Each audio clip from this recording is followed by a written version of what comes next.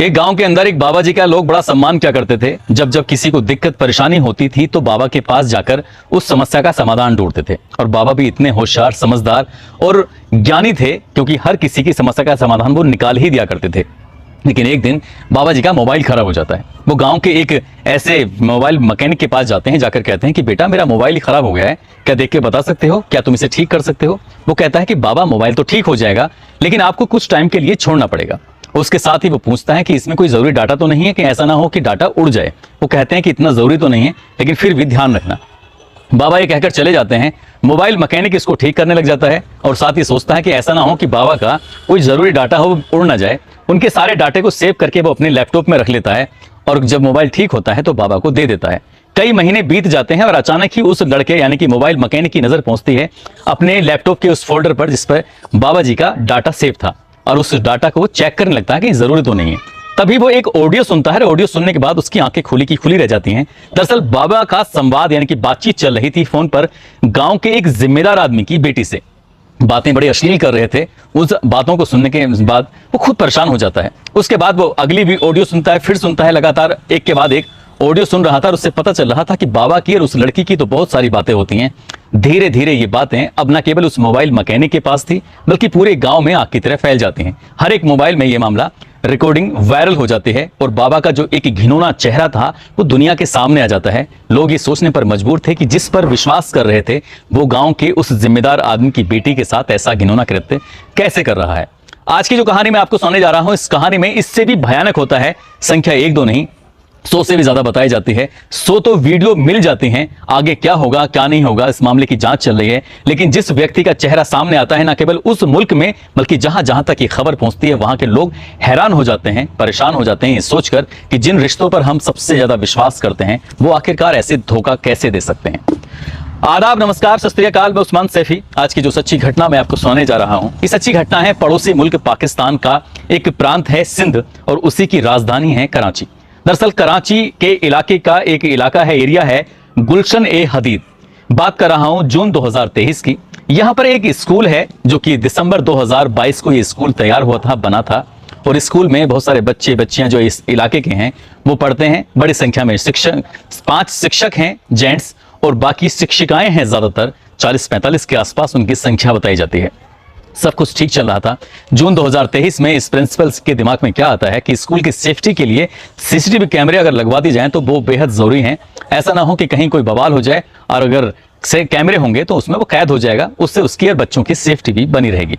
यही सोचकर कैमरे लगवाए गए थे और ये स्पेशल हिदायत दी गई थी उस टेक्नीशियन को। उससे कहा गया था कि तुम्हें मेरे यानी कि जो प्रिंसिपल के ऑफिस है उसमें एक नहीं बल्कि 2 कैमरे लगाने हैं ताकि हर एक एंगल से हम उस कमरे को, उस ऑफिस को देख सकें। ठीक वैसा ही हो रहा था, सब कुछ ठीक चल रहा था।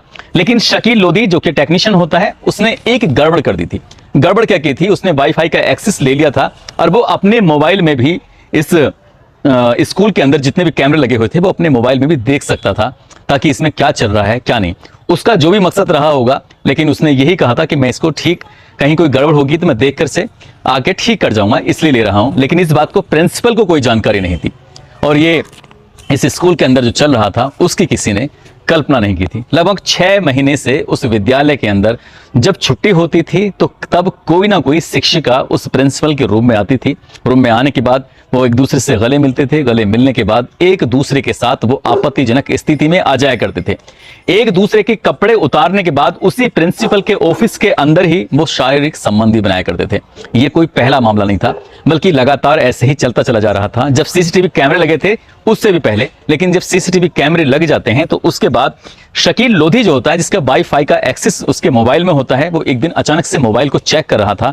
उसने देखा कि प्रिंसिपल के रूम के अंदर स्कूल की जो यूनिफॉर्म थी शिक्षकों की, शिक्षिकाओं की, उस यूनिफॉर्म को पहने हुए एक महिला प्रिंसिपल के ऑफिस में आती है।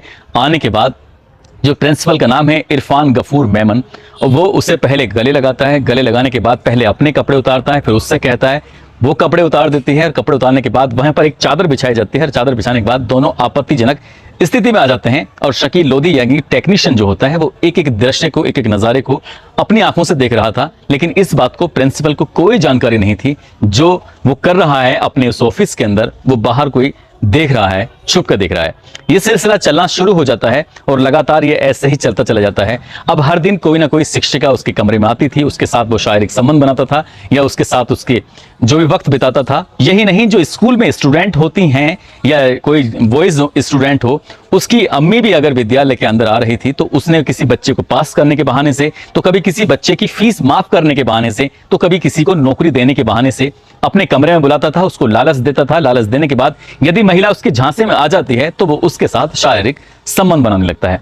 ऐसे ही वक्त धीरे धीरे आगे बढ़ने लगता है और आगे बढ़ते बढ़ते जब महीने 2 महीने बीत जाते हैं, उधर शकील लोधी ने लगातार उस रिकॉर्डिंग को अपने मोबाइल में इकट्ठी करता रहा और उसने लगभग 1-2 नहीं 100 ऐसी वीडियो अपने मोबाइल में कैद कर लेता है और इस बात की जानकारी किसी को होती नहीं है। तभी वो एक पत्र लिखता है इस स्कूल के नाम, इस स्कूल का नाम होता है IGM एजुकेशनल सिस्टम, और उसके प्रिंसिपल इरफान गफूर मेमन के नाम। वो कहता है कि मैं खुफिया विभाग से बात कर रहा हूं और तुम्हें मैं एक चिट्ठी इसलिए लिख रहा हूं कि मेरे पास तुम्हारे कम से कम 100 से ज्यादा वीडियो हैं जब तुम यहाँ के बच्चों की माओं के साथ, यहाँ की शिक्षिकाओं के साथ जब तुम शारीरिक संबंध बनाते हो, तो वो सारे वीडियो मेरे पास मोबाइल में कैद हैं। यदि तुम अपनी जान बचाना चाहते हो, यदि तुम अपनी स्कूल की रेपुटेशन को बचाना चाहते हो, तो तुम्हें मुझे लगभग 10 लाख रुपए की रकम देनी ही होगी। यदि तुमने रकम नहीं दी तो मैं ये वीडियो सोशल मीडिया पर वायरल कर दूंगा। जब ये वीडियो वायरल होने वाली बात आती है तो वो शुरू में लग रहा था कि कोई ऐसी मजाक कर रहा है, लेकिन उसने जब दूसरी बार वो पत्र लिखता है, दूसरी बार वो मैसेज भिजवाता है, तब उससे जाकर यकीन होता है, क्योंकि साथ में उसने वीडियो का एक छोटा सा पार्ट के फोटो खींचकर सीधा उस प्रिंसिपल के ऑफिस में पहुंचा देता है। और जैसे ये बात देखता है तो उसे एकदम झटका लगता है कि आखिरकार ये ऐसा कैसे कर रहा है। लेकिन इसका जब पता निकाला जाता है तो पता चलता है कि शकील लोधी, जिसने क्या इस स्कूल के अंदर सीसीटीवी कैमरे लगवाए थे, वही ये सब गड़बड़ी कर रहा है। अब प्रिंसिपल अपनी इस बातों को छुपाने के लिए उसको लड़के को शायद गायब करवा देता है। अब गायब कराने के बाद इस लड़के ने पहले से ही अपने भाई, जिसका नाम मोहम्मद उमर होता है, अपने छोटे भाई से कहता है कि यदि मैं कहीं गायब हो जाऊं या मेरे साथ कुछ हादसा हो जाए तो समझ लेना IGM एजुकेशनल सिस्टम के जो प्रिंसिपल हैं, जो इस स्कूल के मालिक भी होते हैं, इरफान गफूर मेमन, वही मेरे साथ बदमाशी कर सकते हैं। 3 सितंबर को जब वो गायब हो चुका था तब उसका भाई सीधा थाने पहुंचता है। थाने जाने के बाद पूरी कहानी बयां करता है कि मेरे भाई ने इस स्कूल में सीसीटीवी कैमरे लगाए थे, प्रिंसिपल जाकर शिक्षिकाओं के साथ ऐसी बदतमीजी करता था, उनके सारे के सारे सबूत ये रहे। 100 की 100 वीडियो जब पुलिस वालों को देता है, उसे लगता है कि पुलिस वाले ऐसा ना हो कि इस मामले को दबा दें, तभी वो बात मीडिया तक पहुंचा देता है। सोशल मीडिया तक बात पहुंच जाती है और जैसे ही बात मीडिया, सोशल मीडिया, पुलिस प्रशासन, आम लोगों तक घूमती है, तो उसके बाद ये मैसेज बहुत तेजी के साथ वायरल हो जाता है। न केवल सिंध प्रांत में बल्कि पूरे पाकिस्तान में फैल जाता है। पाकिस्तान से होते होते पड़ोसी मुल्कों की भी दहलीज को पार कर जाता है। और वहां के लोग जब इन वीडियो को देख रहे थे, यकीन नहीं हो रहा था कि एक स्कूल का प्रिंसिपल आखिरकार ऐसे कैसे शिक्षिकाओं के साथ बदतमीजी कर सकता है, उनके साथ गंदी हरकतें कर सकता है।